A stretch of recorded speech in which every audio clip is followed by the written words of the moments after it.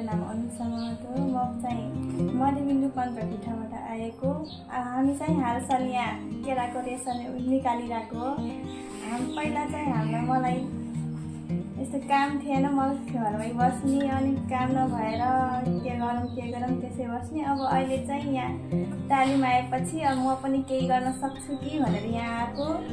अब हामी चाहिँ पहिला चाहिँ अब म यहाँ आउँदाखेरि अब कुरा बुझ्दाखेरि गाह्रो छ होला, यो त यस्तो गर्दा लास्टै गाह्रो हुन्छ, अब कति झन्झट काम छ झन्झटिलो भनेर लागिरहेको थियो। अब अहिले चाहिँ गर्दाखेरि अब सबैसँग गरेपछि अनि राम्रो फिल, अब म पनि यो गर्न सकेँ, अब म सिकेँ, मलाई राम्रो लाग्यो, अब म पनि यो गर्छु, गर्न सक्छु, पछिसम्मै गर्न सक्छु भनेर लाग्यो। अनि पछिसम्म अब म यही गरेर अब रोजगार पनि यही भइरह के अरे यहीबाट अब आफ्नो खुट्टामा उभिन्छु भनेर लाग।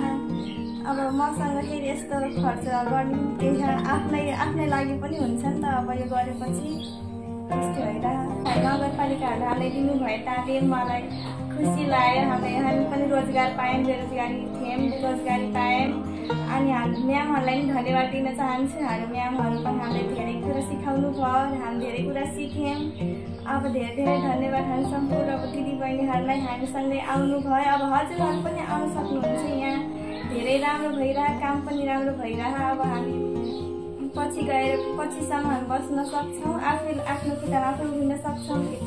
अरूहरूलाई जस्तै आफ्नो घरको मान्छेहरूसँगै हामी माग्नु पर्दैन, आफ्नो खर्चको लागि आफैले कमाउन सक्छौँ। धेरै धेरै धन्यवाद सम्पूर्णलाई।